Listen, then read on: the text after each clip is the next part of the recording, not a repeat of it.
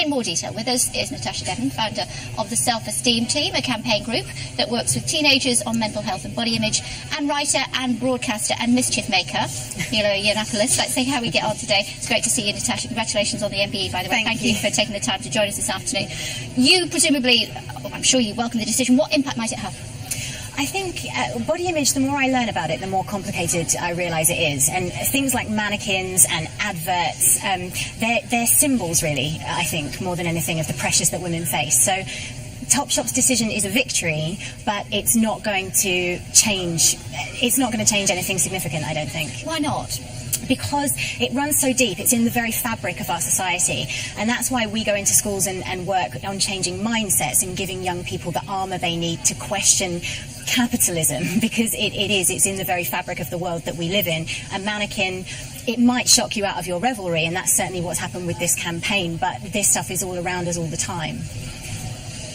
Well, it's extraordinary, isn't it, to hear about, the fact that there's apparently a problem with women worrying about being too thin. That's, of course, not the problem. The problem is that everyone's getting too fat. And actually, there's no evidence, really, that any of this stuff has much of an impact. A lot of the science is very fuzzy on this. It's social science stuff rather than any real sort of reports or anything. I mean, what worries me about all of this kind of stuff is the implication that somehow we're going to make people's lives happier or better by encouraging them to believe that whatever body shape they are and whatever they look like, they're beautiful and they're going to be happy. That's evident. That's quite clearly not the case. I mean, if you look at women's happiness has been going down since the Second World War. Actually, every decade, women are getting more miserable as they get told that they can be who they want and look how they like. And you can say, I suppose, that a woman's self-esteem should have nothing to do with whether or not a man's sexual preference, sort of coincides with how she looks. But the fact is, women are getting more unhappy, and this sort of slightly irresponsible trend to sort of encourage people to eat whatever they want and do whatever they want is is one of the things that's fueling an obesity crisis. And that's a really serious thing. That's a real thing. That's something that's got health implications. It's got cost implications for the NHS. The problem isn't too many anorexic women. The problem is quite in the opposite direction.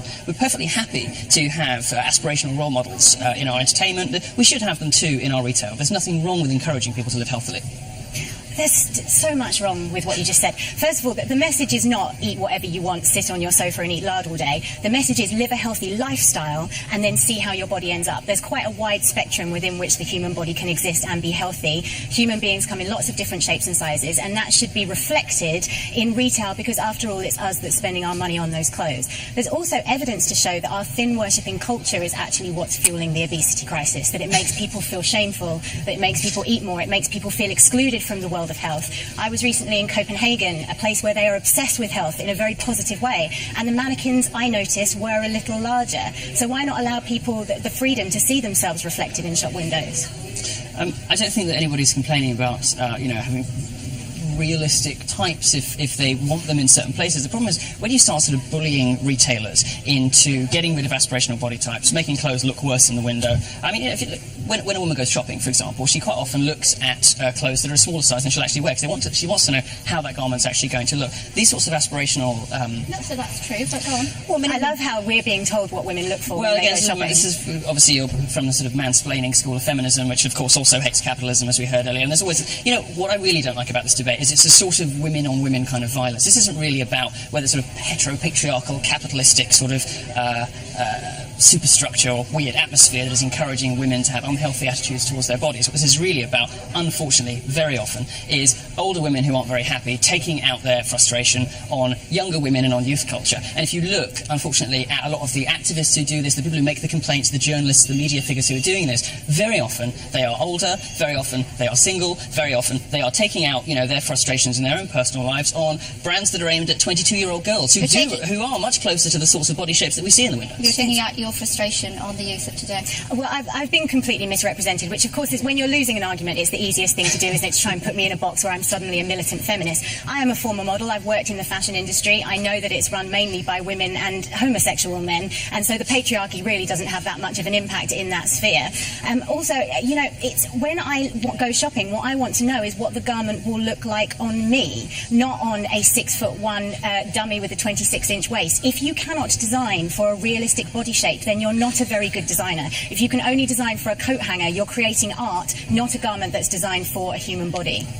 I'm not sure where this sort of obsession with realism and realistic proportions has come from. I mean, there are blogs, sort of feminist blogs out there that show, video game characters in more realistic proportions. They turn Lara Croft into this sort of dumpy, lesbianic, short woman in cargo pants. And nobody really wants to see that. Nobody wants, not even women. It's not an aspirational, our sort of icon that people can aspire to be like. The fact is, we do have a huge problem with people treating their own health very irresponsibly. And I personally find when media figures and feminists and activists and campaigners encourage women to worship themselves no matter what their size and what their shape, actually that just has the effect of making women unhappy. And women have been getting more unhappy decade after decade after decade since the Second World War, since this stuff started to happen. Okay, we're debating, we're not being offensive, are we? No. So what would you say? I'm talking about science. Okay.